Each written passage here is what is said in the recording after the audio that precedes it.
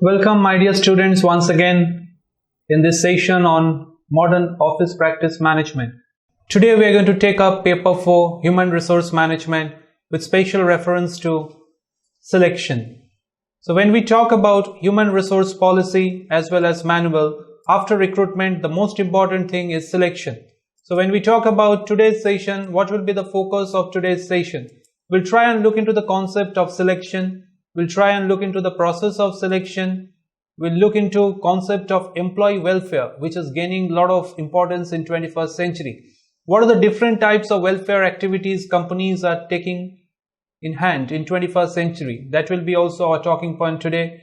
And last but not the least, in today's industrial environment, there is something which is very, very important, is safety policy and the different safety measures. So without much delay, my dear students, let's start with selection. Now, when we talk about selection and recruitment, we know recruitment probably encourages the prospective candidates to apply for the job, and selection probably you are trying to eliminate and find out the best from the rest. Now, when we talk about selection procedure, we say that it is adapted to select a candidate. It is vary from organization to organization depending on the management and the selection policy of the firm. So depending on the nature and style of management, whether it's a centralized kind of a structure or a decentralized kind of a structure, whether it's a multinational organization or maybe it's a small-time sole proprietorship kind of organization, everywhere selection needs to be done. But mind you, how you are going about your selection process will be different. So when we talk about selection, the most important thing is, what is the main purpose of selection? My dear students, the main purpose of selection is to find the right man for the right job in any organization. It is much easier said than done. When we talk about identifying the right man for the right job, we can say that, okay, fine, it is very easy. But in real life practice, it is a challenge. How you go about identifying the right man for the right job.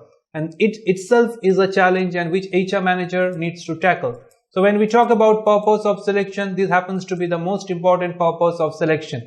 Think about any organization for that matter of your choice, and there you will find some kind of a selection process in place. So let's look at the selection procedure today. When we talk about the selection procedure, the first thing that comes into the picture is called an application blank. Now, my dear student, what is an application blank? It is nothing but a formal application which is submitted by a candidate in search of a job. If you are looking for a job, this is a formal application which you need to submit. And if you are already into employment, and probably you know that you have already done it. So this is the application blank. Now, what is the main objective or aim of application blank? The main aim is to introduce the candidate to the interview board. Now, you are going for an interview. The people who are there at the interview board, this is actually going to introduce you to them. So this is the most important aspect when it comes to the selection procedure. Now, an application blank usually consists of different things. And we will try and talk about those different things now. The first content of an application blank is called a personal data set. The second, we call it the job description sheet. And the third one, my dear students, we need to remind ourselves, is called the man specification sheet. Now, what are all this we are going to talk about now? When we talk about the first important thing of selection is to have the right kind of a fit between an employer expectation and an employee's expectation. Now, you might ask me, what exactly an employer expects from a candidate? A would-be employer will try and expect some kind of a knowledge. They will look for some kind of a skill. They will look for some kind of a ability from you as an employee. Not only this, they will try and also identify what are the attributes for success. And when it comes to a prospective employee, from that dimension, if we try and look, you'll see that what you as an employee will expect. The first and foremost, you'll look for some kind of a value proposition. You'll also look for some kind of an opportunity in the organization. What about your career growth? What about your job security? So all these aspects are there in the mind of a probable would-be employee. So this is what we are saying, the balance or the match between the employer's expectation and the candidate's needs should be worked out very, very smoothly. When we talk about the selection procedure, as I was referring to the application blank, the first thing is called the personal data sheet. Now, what is the personal data sheet?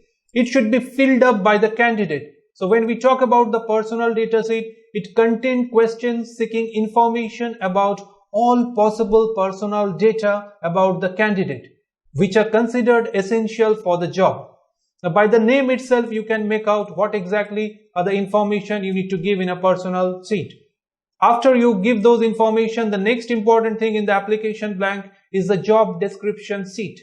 Now, what is this job description sheet? It is a statement of the specific job responsibilities. What are the specific responsibilities this employee is going to perform?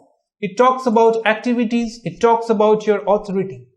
Mind you, these are all related to the job only and not with any individual. So the difference between the first one and the second one is job description sheet is related to the job only and not to any individual. We move on and we come to the third component of the application blank. We talk about it as man specification sheet. When we talk about man specification sheet, this clearly specifies the requisite qualities of head and heart to be a successful employee in an organization. If you want to be a successful employee, what are the qualities or the balance of both head as well as heart you need to have? The qualification and qualities usually relate to your academic background, your experience, if you are looking for an experienced job. What about your mental aptitude? And finally, it talks about your personality. And on this platform, if you know, personality is something we say it's somewhere more or less genetic. So genetic influences there. Along with this, situational factors also influence the personality of an individual. So your personality will be tried to find out during the interview. So in the application blank itself, they try to get an idea about the personality of the applicant. The next important stage in the selection procedure after the application blank comes reference. It is most of the cases you will see a candidate is required to mention names of at least 2 to 3 individuals who are called referees.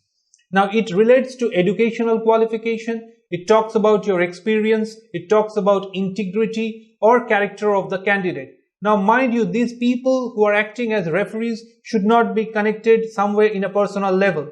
They might know you from a professional point of view. So that is also what companies give importance in the selection procedure.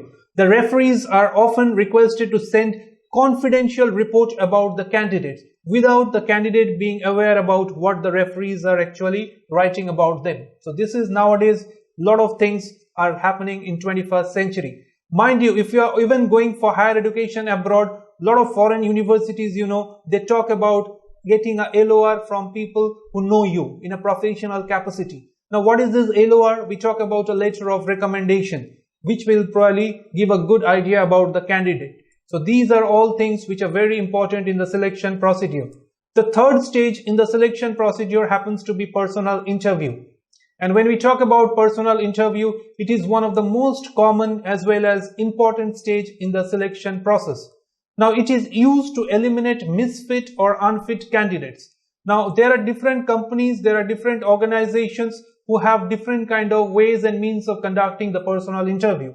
Often what happens, we see it's a one-to-one personal interview. Often we find there is a board, it's a panel interview.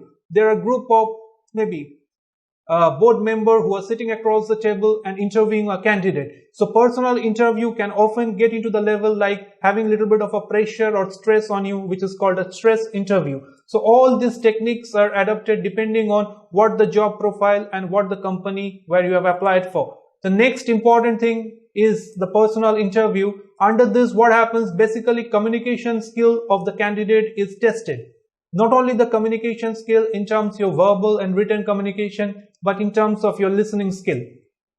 Attitude towards the job is also tested during personal interview. What is the attitude you are going to have towards the job? Next, we talk about some kind of an interpersonal skill. In any organization, you will see there are 3 important things. One is you will have to do some kind of a work. you'll have to have some kind of a people around you. And once you have people and work, you need to have some kind of a relationship with those people. So how good you are at interpersonal skill, how you deal with your colleagues, how you dealt with your bosses, how you dealt with your customers, all those things are found out with help of different innovative techniques. The number of round of interview, my dear student, depends on the nature and type of the job that you are applying for. If you are applying for a multinational organization, there might be a round of screening and then the interview and all those things. So it depends depending on the profile and the kind of job that you are applying for. The next important thing is the psychological test. A lot of companies nowadays are giving importance to this. When it comes to academic background, fine, but how you are as an individual in terms of psychology. The behavioral aspect of the candidate is studied by conducting psychological test. Now tests such as we know nowadays a lot of people talk about intelligence test, we talk about aptitude and all, we talk about your interest and all those things, and the capacity form an integral part of such psychological test. So the basic idea is how you are mentally equipped to take up the challenges and responsibilities of the job which is going to be offered to you. So that is the most important aspect of psychological test. And I think these are gaining importance nowadays in 21st century. In the psychological test, the personality test is another important component. And it can measure the ability of the candidate to control his or her temperament and act as the situation demands. How you probably deal with a customer who says that probably your company is selling an inferior product, or how you deal with a customer who say that no, your company is having a negative kind of a feedback in terms of quality or in terms of delivery commitment. So you cannot probably try and contradict, but you need to be patient. So this is how you deal with the situation, so which are normally found out in a personality test. It helps in gaining an accurate and reliable picture about the candidate. So once the personality test is conducted, the result probably gives an idea about how the candidate is in terms of handling different situations which the job demands. The next important thing, if you are through with the personality test, it is more often than not you will have to come for a medical examination. The candidates found suitable as per the result of the interview and the test are sent for medical examination. So even after maybe clearing couple of rounds, in this round also, if you are not medically fit or if you don't stand to medically sound in terms of the requirement of the job, you may not be considered further. So the candidate is medically examined by a panel of company doctors in order to ascertain the fitness level. And different jobs require different level of fitness, both mentally as well as physically. If you think about a marketing job, and I think if you have to do a lot of traveling, whether you are mentally fit to do that, if you have to move in the field, you have to meet one after the other clients, there are a lot of meetings lined up in the day. So how probably you are mentally and physically fit to try and attend those meetings and do the traveling, and especially in a hot and humid country like ours, India. So these are qualities which are tried to examine in terms of your eyesight, in terms of maybe your hearing ability. So all those aspects, how you try and deal with pressure, stress is becoming very common in 21st century. So all those things are tried to find out in the medical examination. Then comes the concept of the final interview.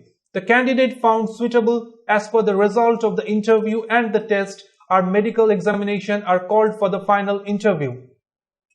Now what are they asked? They are asked some important questions regarding their willingness to accept the job.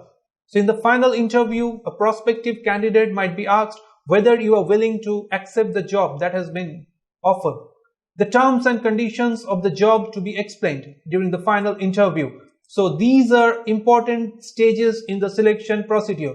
Last but not the least, we come to the appointment agreement, and these actually deals with the duties, authorities of the employees. It talks about the remuneration of the employees. What will be your salary? What will be your pay packet like? It talks about the clause like a probation period. Some companies insist in having maybe 3 months, 6 months, or even more. It can be 1 year. Depending on the nature of performance and how you perform on the job, you will be confirmed in service. So some organization, mind you, my dear students, even insist on signing of a bond. And what does this signify? Signing of the bond by which the employee is bound to stay with that organization for at least some period of time.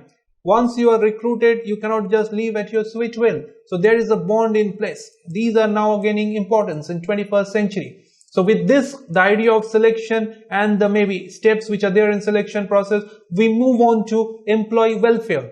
Now what do we mean by employee welfare? It talks about the topic from three different dimensions. One is the physical, the other one is the mental, and the third one is some kind of a moral and emotional well-being of an employee. If you join a company, it's the responsibility of the organization to look after the welfare of the employee. They do not generally result in some monetary benefit of the employee, my dear students. But it talks about something beyond that. And mind you, not only the employer, but the state also contribute to employee welfare, which is nowadays becoming very, very important. When we talk about employee welfare, there are different types. One is taken by the employers inside the workplace. If you think about an industrial concern, if you think about a manufacturing concern, so there are a lot of things, welfare measures which an employer need to take for the employees inside the workplace. Say for example, the safety and cleanliness. You talk about if you're having maybe some kind of a ladies working for your organizations and all, you have to have some kind of a creche facility and provide some kind of a family healthcare facility.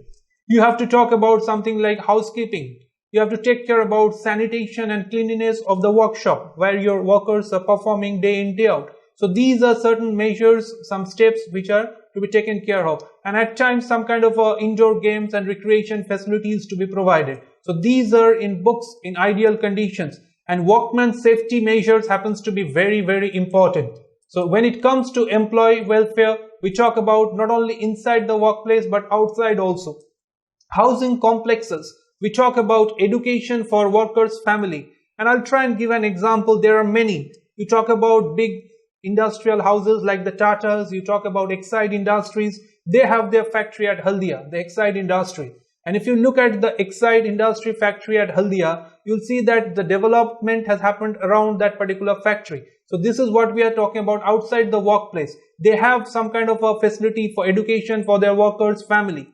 Not only this, as I said, it should be the lookout of the government also. So the government also constitute different welfare funds and also establish different laws and legislation.